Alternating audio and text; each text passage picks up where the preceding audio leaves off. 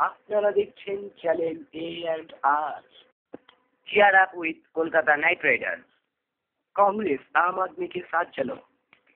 Lenovo computer, Nokia M95।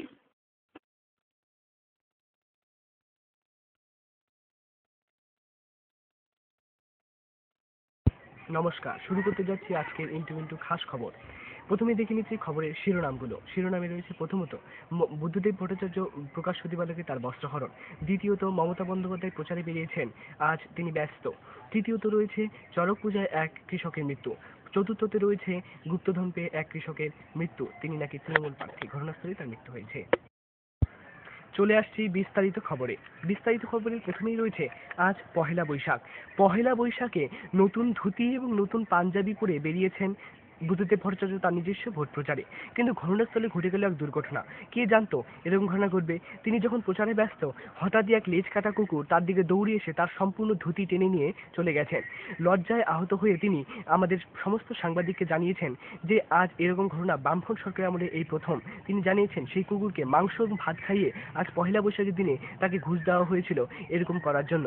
তিনি অত্যন্ত দুঃখের সাথে জানিয়েছেন এরকম কাজ বিরোধী পক্ষ ছাড়া আর কারো হতে পারে না। নিচ্ছে একটা ছোট্ট ব্রেক, ফিরে আসছে এই ব্রেকের।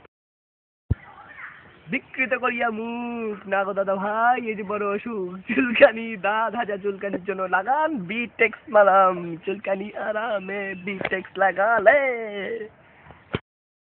ফিরে এলাম ব্রেকের পর, নজর দেওয়া যাক বিস্তারিত খবরে। বিস্তারিত খবরে রয়েছে তুফানগঞ্জ নেতাজি বিদ্যালয়ে কাল ঘটে গেল এক মর্মান্তিক ঘটনা। ঘটনায় মৃত এক কৃষক। ঘটনাটি কি ঘটেছে শুনে অবশ্যই আশ্চর্য হবে। ঘটনাটি ছিল কাল চড়ক পুজো।